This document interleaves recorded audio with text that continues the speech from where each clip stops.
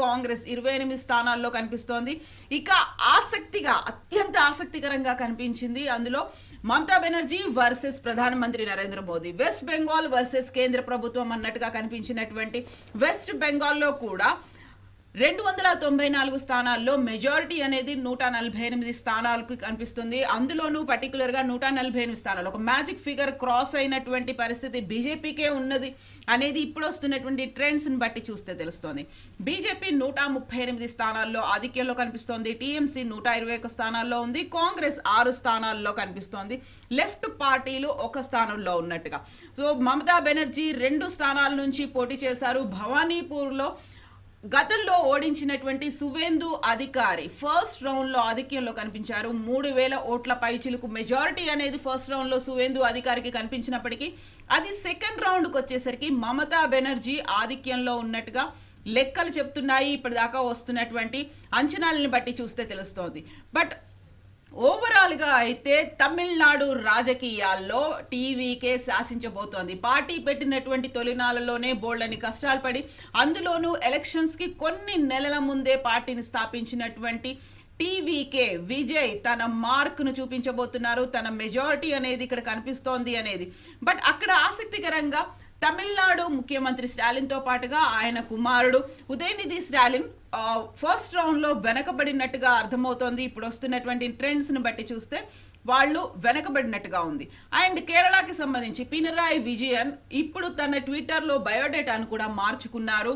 ముఖ్యమంత్రి అనేది తీసేసి తను పొలిట్ బ్యూరో సభ్యుడిగా పెట్టుకున్నారు. ఆ తర్వాత మమతా బెనర్జీ కూడా తన అధికారిక నివాసం నుంచి బయటకు వెళ్ళిపోయారు అనేటువంటి వార్తలు అయితే వినిపిస్తున్నాయి.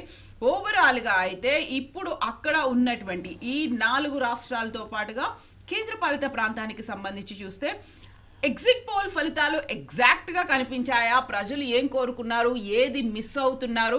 అండ్ మన తెలుగు రాష్ట్రాలకు సంబంధించి అందులోనూ తెలంగాణ నుంచి కాంగ్రెస్ రేవంత్ రెడ్డి కేరళకి వెళ్ళారు. అక్కడ ప్రచారంలో కూడా పాల్గొన్నారు. ఇప్పుడు కాంగ్రెస్ శ్రేణుల్లో కూడా ఒక రకమైనటువంటి ఆనందం కనిపిస్తోంది. కేరళలో కాంగ్రెస్ కూటమి అధికారంలోకి రాబోతోంది అనేది. సో ఇది ముందుగానే అంచనా వేశారా, లేకుంటే క్రెడిట్ అనేది ఎవరికి పోతుంది? దీంతో పాటుగా ఇతర స్టేట్స్లో అందులోనూ పర్టికులర్గా వెస్ట్ బెంగాల్కి సంబంధించి బీజేపీ ఎలాంటి మ్యాజిక్ చూపించింది? మనతో పాటుగా ఉన్నారు కాంగ్రెస్ పార్టీ అధికార ప్రతినిధి ప్రొఫెసర్ రియాజ్ గారు. హలో అండి, గుడ్ మార్నింగ్ రియాజ్ గారు. కవిత గారు నమస్కారం. మీకు ప్రేక్షకులకు వీక్షకులు కూడా నమస్కారం. థ్యాంక్ యూ సో మచ్ అండి. సో మీరు ఇది ముందే ఎక్స్పెక్ట్ చేశారా కేరళ ఎలా వస్తుంది ఏంటి అనేది? కేరళ విషయానికి వస్తే కేరళ విషయంలో పూర్తిగా స్పష్టత ఉందండి. ఓకే, అనే కారణం ఏంటంటే గత రాజకీయ చరిత్రను కేరళ రాష్ట్రంలో చూసినప్పుడు ఏ పక్షం కూడా సంపూర్ణంగా 1 టర్మ్ తర్వాత సెకండ్ టర్మ్లోకి అధికారంలోకి వచ్చే సందర్భాలు కేరళలో చాలా తక్కువ. ఇప్పుడు ముఖ్యమంత్రిగా సిపిఎం నాయకులు ఎవరైతే విజయన్ గారు ఉన్నారో వారు ఓ కొత్త రిమార్క్ తీసుకొచ్చారు. తన మార్కబుల్ ఏంటంటే రెండోసారి కూడా పవర్లోకి వచ్చారు. సెకండ్ టైం పవర్లోకి వచ్చిన తర్వాత ప్రధానంగా ఆయన మీద అనేక అవినీతి ఆరోపణలు వచ్చాయి. అట్లాగే సిపిఎం పార్టీలో లెఫ్ట్ పార్టీలో ఉండే రెండవ శ్రేణి నాయకత్వం ఏదైతుందో దాన్ని వెనుకకు నెట్టేస్తాడనే ఒక అభియోగం కూడా వచ్చింది. ప్రధానంగా శబరిమలకి సంబంధించిన గోల్డ్ స్కామ్లో వారి ఇన్వాల్వ్మెంట్ ఉన్నట్టుగా మనకు చాలా. మా అమ్మకు క్యాట్రాక్ట్ చేయించాలి. మంచి క్లినిక్ తెలుసా నీకు? అందరికీ తెలుసురా. అందరికీ తెలుసా? డాక్టర్స్ బాగుంటారా? Best in class. అచ్చు నీలాగే.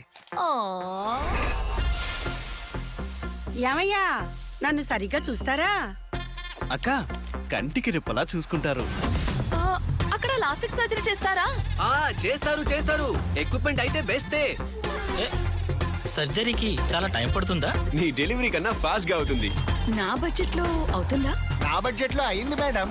ఎక్కడుంది? బ్యాంక్ ముందే. మనకుడు ముందే. పార్క్ కి వెనకాలే. కోచింగ్ సెంటర్ పైనే. కాఫీ షాప్ పక్కనే. ముందు సిగ్నల్ దగ్గరే. పేరేం చెప్పావు? వాసన్. మేమున్నాం మీకోసం నైపుణ్యంతో ఇంకా శ్రద్ధతో. Vasan I care. కేరళ నుంచి రిప్రజెంట్ చేయడం ఏదైతుందో అక్కడ ప్రజలకు మా పట్ల ఒక భరోసాను కూడా కలిగించింది. ఇవన్నీ అందుకు క్లియర్ కనబడుతుంది కదా. ఇప్పుడు గతంలో రాహుల్ గాంధీ గారు ప్రాతినిధ్యం వహించక ముందుకు మా పాత్ర ఏంటి కేరళలో, రాహుల్ గాంధీ గారు ప్రాతినిధ్యం వహించిన తర్వాత, ప్రియాంక గాంధీ గారు ప్రాతినిధ్యం వహించిన తర్వాత కేరళలో వచ్చిన మార్పులు ఏంటి మనకు మన కళ్ళ ఎదురుగా కనబడతా ఉన్నాయి కదా. కాబట్టి ఇవన్నీ ఫ్యాక్టర్స్. అంటే జనరల్గా సహజంగా ఎట్లా ఉంటుందంటే గెలుపుకి అనేక కారణాలు ఉంటాయి, ఓటమికి అనేక కారణాలు ఉంటాయి. కేరళ విషయానికి వచ్చినప్పుడు సహజంగా అక్కడ ఎప్పటికీ ప్రభుత్వాలను మార్చే పనితీరు కానీ లేదా ఈరోజు అంటే మొట్టమొదటి నుంచి కూడా అక్కడ ఉంది ఎల్డీఎఫ్ యూడీఎఫ్ మధ్య ఉండే బ్యాటిలే కేరళ. ఇప్పుడు ఈసారి ఏమైపోయిందంటే మేము దాన్ని చాలా జాగ్రత్తగా వర్కౌట్ చేసుకున్నాం. దీంతో పాటుగా తెలంగాణ నుంచి మా ప్రియతమ ముఖ్యమంత్రి అక్కడికి పోయి చాలా చరిస్మాటిక్గా మాట్లాడడం, ఈరోజు మొత్తం భారతదేశంలో ఉండే అందరి ముఖ్యమంత్రుల్లో కొంచెం డైనమిక్గా ఈరోజు రేవంత్ రెడ్డి గారికి ఒక గుర్తింపు వచ్చింది. ఇవన్నీ మాకు కలిసి వచ్చిన అవకాశాలుగా మేము చూస్తున్నాం కవిత గారు. ఓకే, సో మీరు ముందే ఎక్స్పెక్ట్ చేశారో దానికి తగ్గట్టుగా ఫలితాలు అంటే మా ఎక్సర్సైజ్ కూడా ఆ రూపంలో జరిగింది. కేరళ మీద మాకు స్పెషల్ ఫోకస్ వచ్చింది. ఎందుకంటే తమిళనాడులో మేము మేజర్ రోల్ కాదు మాది. కారణం ఏంటంటే అక్కడ మేము డిఎంకే అలయన్స్లో ఒక భాగస్వామ్య పక్షం మాత్రమే 28 సీట్లకు పోటీ చేశాం. మాతో పాటుగా సిపిఐ మిగతా పార్టీలు ఉన్నాయి. కానీ అదే కేరళ విషయానికి వస్తే సరే మిగతా భాగస్వామ్య పక్షాలు మాతో ఉన్నా కూడా కేరళలో మొత్తం రైల్కి మేమే ఇంజన్. కాబట్టి సహజంగా మా వేగం మీదనే మిగతా ప్రతిపక్షాలు మాతో కలిసిన పక్షాల యొక్క ప్రయాణం ఉంటుంది. కాబట్టి కేరళలో మేము సక్సెస్ కాగలిగాం. సో తమిళనాడులో మీరు రైల్లో ఒక భోగి అయినప్పటికీ కూడా ఇప్పుడు 3rd ప్లేస్లో ఉన్నట్టుగానే కనిపిస్తోంది డిఎంకే అనేది. తమిళనాడు పర్టికులర్గా టీవీకే 99 అంటే ఒక సెంచరీ మార్క్ దగ్గరికి వెళ్తుంది, ఆ ట్రెండ్స్ కనిపిస్తుంది. ఏఐడిఎంకే 68 స్థానాల్లో లీడింగ్లో ఉంది, డిఎంకే 51 స్థానాలు. అక్కడ ఏమైంది, స్టాలిన్ని యాక్సెప్ట్ చేయలేదా లేకుంటే విజయ్ని కోరుకున్నారా? ఇక్కడ రెండు చాలా కీలకమైన అంశాన్ని కీలకమైన ప్రశ్న కూడా మీరు రేజ్ చేశారు.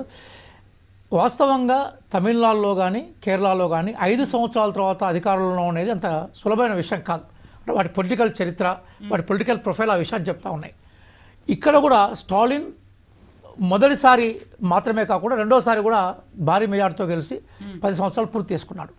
అయితే తమిళనాడులో కొన్ని కీలకమైన పరిణామాలు మీతో షేర్ చేసుకోవాలి. అవేంటంటే ఈ మధ్య కాలంలో కేంద్ర ప్రభుత్వానికి సంబంధించిన కొన్ని విధానాలు అక్కడ ద్రవిడవాదాన్ని మరింత బలోపేతం చేసే అవకాశాలు ఇచ్చాయి.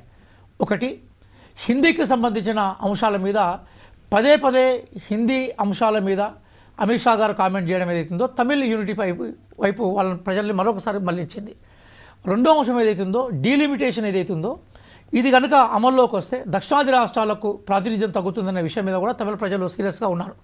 అయితే ఈ నేపథ్యంలో ఈ ద్రవిడవాదాన్ని వినిపించడంలో స్టాలిన్ కన్నా బలమైన వాదాన్ని వినిపించడంలో టీవీకే విజయ్ సక్సెస్ అయినాడని మేము అనుకుంటున్నాం. దానికి కారణం ఉన్నది. అదేంటంటే బీజేపీ చాలా సందర్భాల్లో ఆయన సినిమా రిలీజ్ విషయంలో కానీ మిగతా సందర్భంలో కానీ విజయ్ని తన భాగస్వామ్య పక్షంగా చేసుకోవాలని ఒక ప్రయత్నం చేసింది భారతీయ జనతా పార్టీ. మీరు పొలిటికల్ డెవలప్మెంట్ చూడండి. కానీ ఎక్కడ కూడా విజయ్ బీజేపీ పోల్లోకి పోయే ప్రయత్నం చేయలేదు. స్ట్రాటజికల్గా అతను తీసుకున్న సరైన నిర్ణయం. రెండోది ఏంటంటే ఏఐడిఎంకే కూడా టీవీకే బీజేపీ దీంతో కాకుండా ఒకవేళ బీజేపీని అవసరం వదులుకుంటాం టీవీకేతో మేము ఉంటామన్న ప్రకటన చేసినా కూడా విజయ్ నేనే డిఎంకేను ఓడగొట్టే కాన్ఫిడెన్స్ నేను చూపెట్టగలిగాడు. ఆ చూపెట్టడంలో సక్సెస్ అయినాడు. అన్నిటికన్నా కీలకమైన విషయం ఏంటంటే క్రౌడ్ పుల్లింగ్లో, అంటే మనం ఎన్నికల సమయంలో ఎన్నికల ప్రచారం చూసినప్పుడు క్రౌడ్ పుల్లింగ్ ఏదైతే మనం జాగ్రత్తగా చూస్తే ఈ క్రౌడ్ పుల్లింగ్లో విజయ్కి వచ్చినంత క్రౌడ్ వేరే ఏ రాజకీయ పార్టీలోకి వచ్చే సందర్భాలు కూడా మనకు రాలేదు. తర్వాత మనకి జోసెఫ్ స్టాలిన్ ఇక్కడ మనకు కనపడతా ఉంటే అక్కడ మనకు కనిపించే విజయ్ కూడా దాదాపు అదే పేరుతో బయటకు వచ్చాడు. దాంతో ఏమైపోయిందంటే ఈసారి అంటే వీసీకే బేసికల్గా దళిత్ ఓరియంటేషన్ ఓట్లు కూడా విపరీతంగా ఉంటాయి. దానికి వీసీకే రిప్రజెంట్ చేసుకుంటే